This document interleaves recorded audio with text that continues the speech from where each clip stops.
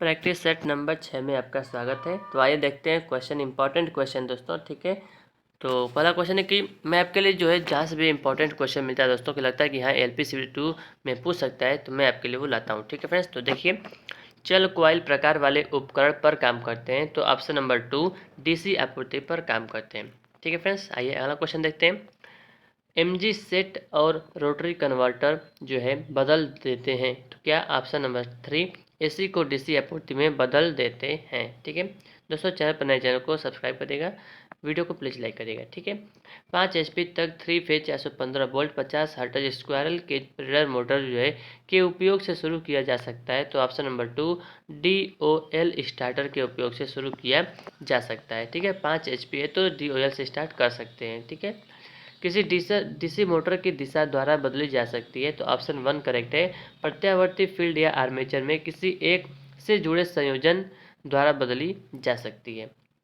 अगला प्रश्न है कि संकीर्ण जगहों में काम करने के लिए किस प्रकार के प्लायर्स का उपयोग किया जाता है, तो ऑप्शन नंबर 4 लंबे नोकदार प्लायर्स का उपयोग किया जाता है। ठीक है, लॉन्ग नोज प्लायर का उपयोग किया जाता है। निम्न में से कौन विद्युत रोधी है, तो ऑप्शन नंबर 2 फाइबर विद्युत रोधी है। 3 फेज वाले स्क्वायरल केज मोटर का शुरुआती करंट होता है, तो ऑप्शन 1 निर्धारित करंट से 5 से 6 गुना होता है।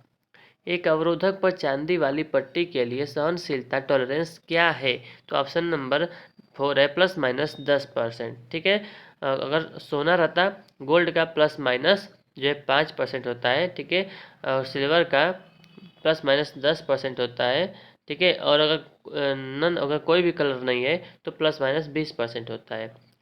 अगला क्वेश्चन है कि टोरॉयड एक होता है, ऑप्शन नंबर 4 तार की कुंडलीकृत कॉइल होता है। ठीक है, अगला प्रश्न है पश्च अंतराल बैक पिच शब्द आमतौर पर किसके संदर्भ में प्रयुक्त होता है, तो option number 4 DC armature winding के संदर्भ में प्रयुक्त होता है। किस प्रकार की वाइंडिंग में कॉइलें एक दूसरे के साथ परस्पर जो है वो आच्छादी होती हैं, तो ऑप्शन नंबर 1 चैन वाइंडिंग में होती हैं। ठीक है, विद्युतमापी उपकरणों में हेयर स्प्रिंग की बनाई जाती हैं, तो ऑप्शन नंबर जो 3 है फास्फर ब्रांच होता है, फास्फर ब्रांच का बनाया जाता है। ठीक है, रेती में प्रयुक्त होने वाली सामग्री है ऑप्शन 1 उच्च कार्बन स्टील। अगला प्रश्न है कृत्रिम श्वसन की साधारण और आसान विधि क्या है, तो ऑप्शन नंबर 4 मुंह से नाक वाली विधि है। ठीक है, देख सकते हैं कि मुंह से मुंह वाला विधि है, लेकिन मुंह से नाक वाली विधि जो है आसान विधि यहाँ पे बताया जा रहा है। ठीक है, किसी सीसा अम्ल बैटरी में प्रति सेल नेगेटिव प्लेटों की संख्या किसके बराबर होती है, तो ऑप्शन नंबर 2 पॉजिटिव प्लेटों की संख्या से +1 होती है। ठीक है, अगला प्रश्न है कि एक कार्बन प्रतिरोधक का रंग कोड दिया है, लाल फिर पीला फिर भूरा और अंत में सिल्वर दिया है। ठीक है, तो सिल्वर का ±10% होता है। ठीक है, तो 10 माइनस जो है 2 ऑप्शन दिया है, तो जो लाल है फिर पीला है फिर भूरा है, तो ये हो जाएगा 2410 ±10%। ठीक है, ये आता है कलर कोडिंग, आप इसको सिंपल है जानते होंगे। एक वेव वाइंडिंग में समांतर पथों की संख्या होती है दोस्तों, ऑप्शन नंबर 2। देखिए ये गलत दिया है, ठीक है ना, वेव वाइंडिंग में 2 होता है। ठीक है ना, ऑप्शन 4 इसका करेक्ट है। ठीक है ना, एक वेव वाइंडिंग में समांतर पथों की संख्या दोस्तों वो 2 होती है, और लैप वाइंडिंग में जो है नंबर ऑफ पोल के बराबर होती है। ठीक है ना, याद रखिएगा ये गलत दिया है। ठीक है, एम्पियर जो है किसकी इकाई होती है दोस्तों, तो ऑप्शन नंबर 2 विद्युत धारा की SI इकाई होती है। किसी GI भूयोजन प्लेट की माप क्या है दोस्तों, तो 60 सेंटीमीटर गुणे 60 सेंटीमीटर गुणे 6.35 mm होता है। ठीक है, ये GI के लिए। HRC फ्यूज का आशय क्या है दोस्तों, इसका HRC का फुल फॉर्म पूछ रहा है, तो हाई रेप्चुरिंग कैपेसिटी फ्यूज होता है। ठीक है, हाई रेप्चुरिंग कैपेसिटी।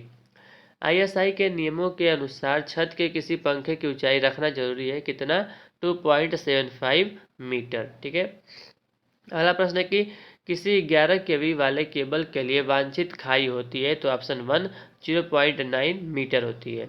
BIS के अनुसार किसी संस्थापन में पूर्ण भार की अवस्था में अधिकतम वोल्टेज ड्रॉप कितना से ज़्यादा नहीं होना चाहिए, तो 3% से ज़्यादा नहीं होना चाहिए।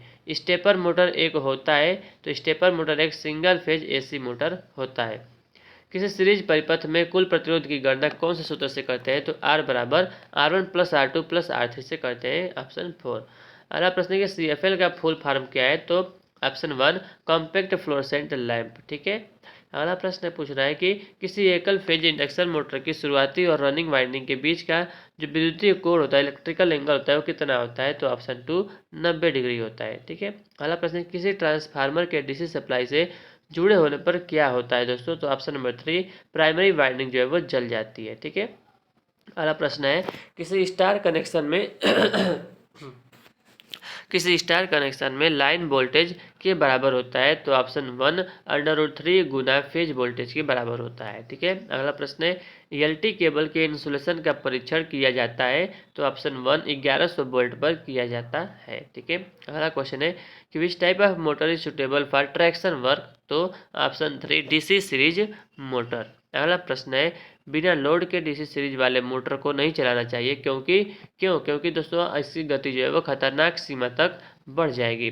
अगला प्रश्न है कि आईएसआई के नियमों के अनुसार किसी लाइटिंग सर्किट में अधिकतम भार से ज़्यादा नहीं होना चाहिए? तो ऑप्शन 3 800 वाट से ज़्यादा नहीं होना चाहिए। आमतौर पर सेकेंडरी वाइंडिंग का उपयोग किसमें किया जाता है? तो ऑप्शन नंबर 4 एकल फेज वाले मोटरों में किया जाता है। पीक फैक्टर किसका अनुपात होता है? तो ऑप्शन नंबर 3 आरएमएस मान की तुलना में आरएमएस मान और जो है maximum value to RMS value, यानी कि यही maximum value upon RMS value होता है। ठीक है ना। पीक फैक्टर का फार्मूला होता है maximum value upon RMS value. ठीक है। किसी single phase capacitor start motor में अपकेंद्री स्विच में जोड़ा गया होता है? तो ऑप्शन 3 स्टार्टिंग वाइंडिंग के साथ सीरीज में जोड़ा गया होता है। ठीक है। अगला क्वेश्चन है कि पीवीसी का फुल फॉर्म क्या है दोस्तों? तो पॉलीविनाइल क्लोराइड जो है ऑप्शन 3 इसका करेक्ट आंसर है। ठीक है। क्वेश्चन नंबर देखते हैं अगला। ओम का नियम बताता है कि V बराबर क्या होता है? R/I होता है। ठीक है। ऑप्शन 3 करेक्ट है। अगला प्रश्न है कि ऐसे स्विचों की कितनी संख्या होती है जिनका उपयोग सीढ़ी के लाइटिंग सर्किट के लिए उपयोग किया जाता है और उनका प्रकार क्या है? तो ऑप्शन नंबर 3 दो तरफा स्विच लगा होता है। ठीक है ना। 2 वे स्विच, वो भी 2। किसी एकल फेज मोटर की चक्कर दिशा को के द्वारा बदला जा सकता है? तो ऑप्शन नंबर 2 चाल या प्रारंभिक यानी रनिंग या स्टार्टिंग वाइंडिंग टर्मिनलों के किसी एक में बदलाव करके। ठीक है। अगला प्रश्न है कि जर्मेनियम और सिलिकॉन होते हैं क्या होते हैं? ऑप्शन 4 सेमीकंडक्टर्स होते हैं। What is the use of an armoured wire in cable? तो ऑप्शन 4 मैकेनिकल प्रोटेक्शन।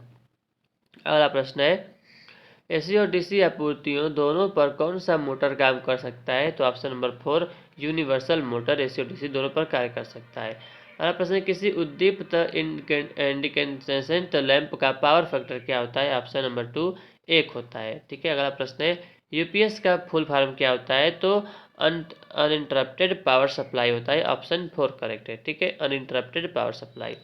अगला प्रश्न है कि एच श्रेणी के विद्युत रोधी या उष्मारोधी का सीमित तापमान क्या है? तो ऑप्शन 1 180 डिग्री सेल्सियस। अगला प्रश्न है, प्रदीप्ति की इकाई क्या है? तो ऑप्शन नंबर 2 लक्स जो है वो प्रदीप्ति की इकाई होती है। अगला क्वेश्चन देखते हैं कि पहचान जो है इंड रूल द्वारा की जाती है। किसकी पहचान? तो चुंबकीय ध्रुव मैग्नेटिक पोल की पहचान इंड रूल द्वारा की जा सकती है। ठीक है।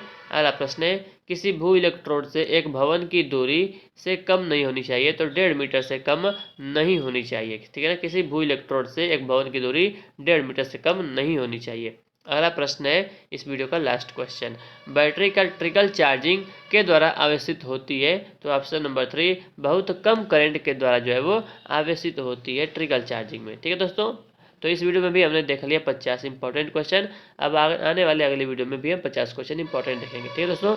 तो जहाँ से भी मुझे इंपॉर्टेंट प्रश्न मिलता है दोस्तों कि लगता है कि यहाँ पूछेगा, ठीक है ना, क्योंकि मैं भी तैयारी कर रहा हूँ ना इसका LPCB 2 का। ठीक है। मुझे भी एग्जाम देना है, तो जहाँ से इंपॉर्टेंट क्वेश्चन मिलता है दोस्तों मैं भी आपके लिए वो लेकर आता हूँ। ठीक है फ्रेंड्स।